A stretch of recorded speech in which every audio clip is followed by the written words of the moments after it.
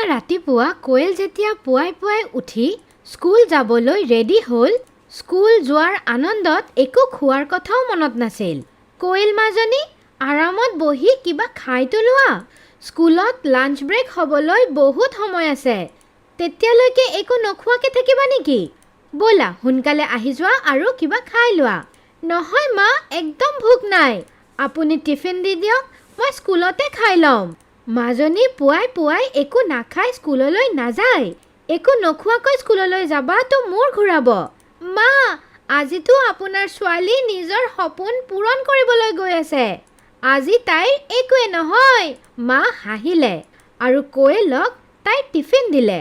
কোয়েল টিফিনটো নিজৰ স্কুলৰ বেগত থৈ স্কুললৈ গুচি গ'ল। কোয়েলৰ মা বৰ আনন্দিত আছিল, কাৰণ তেওঁৰ ছোৱালীৰ জীৱনত আকৌ আনন্দ আহি গৈছিল। কোয়েল স্কুললৈ গ'ল আৰু ক্লাছত তাই এজনী ছোৱালীক লগ পালে, যোন 2 দিন আগতে স্কুলত এডমিশ্যন লৈছিল।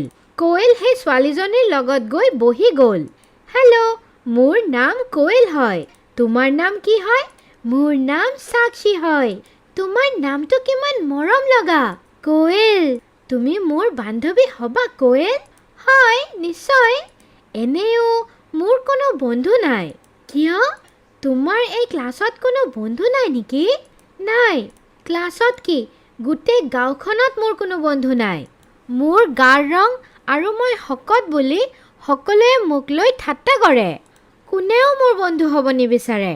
আৰে, এয়া কি কথা? বন্ধুত্ব কেতিয়াবা ৰূপ ৰং দেখি হয় নেকি? তুমি চিন্তা নকৰিবা কোয়েল, এতিয়াৰ পৰা মই তোমাৰ বান্ধৱী হয় আৰু সদায় তোমাৰ বান্ধৱী হৈ থাকিম।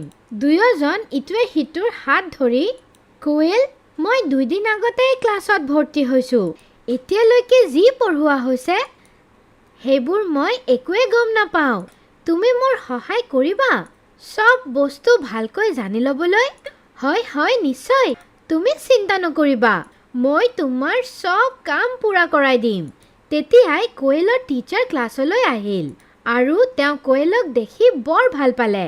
কোয়েল মাজনী, তোমাক ক্লাছত দেখা পাই বৰ ভাল লাগি আছে।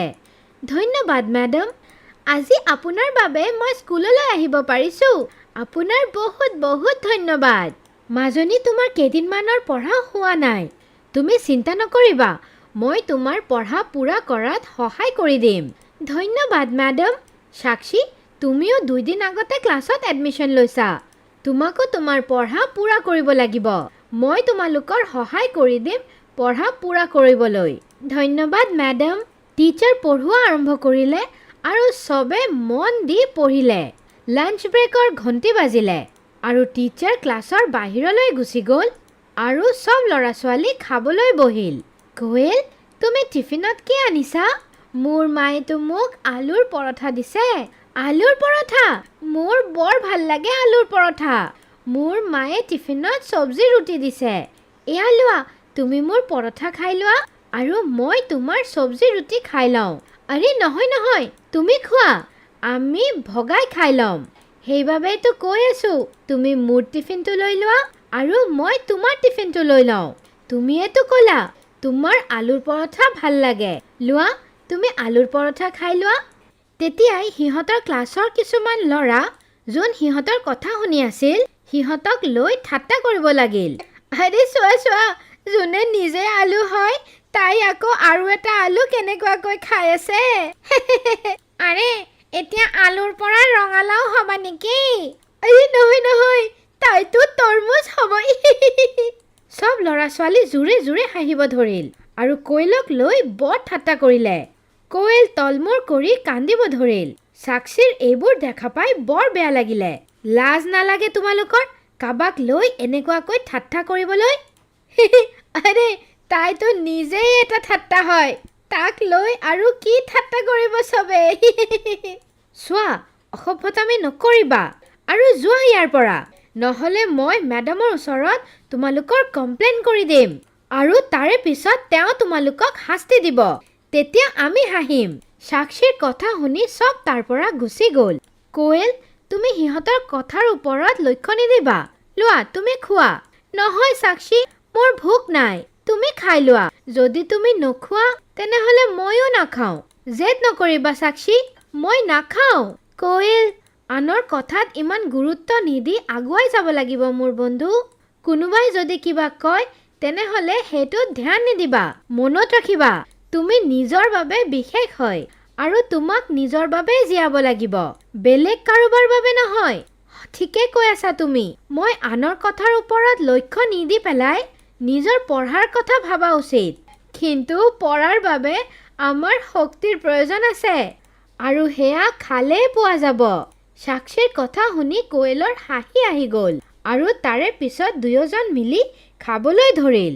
কোয়েল সাক্ষীয়ে আনা আলুৰ পৰঠা খালে আৰু সাক্ষী কোয়েলে আনা চব্জি ৰুটি।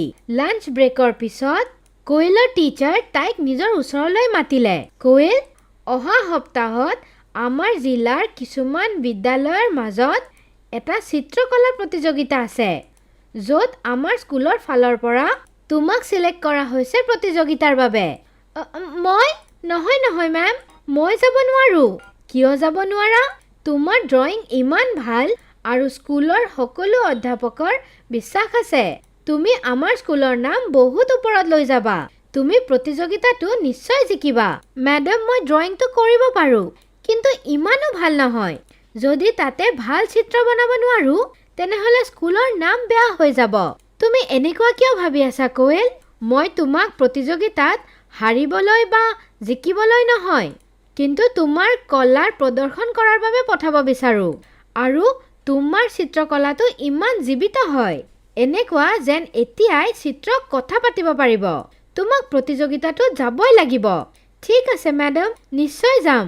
শাবাশ, এতিয়া তুমি ক্লাছত যোৱা আৰু নিজৰ পঢ়াৰ ওপৰত অলপমান লক্ষ্য দিয়া আৰু তাৰে লগত চিত্ৰকলা প্ৰতিযোগিতাৰ প্ৰস্তুতি লোৱা আৰম্ভ কৰি দিয়া। কোয়েল প্ৰতিযোগিতাৰ কথা ভাবি অলপমান চিন্তাত পৰি গ'ল।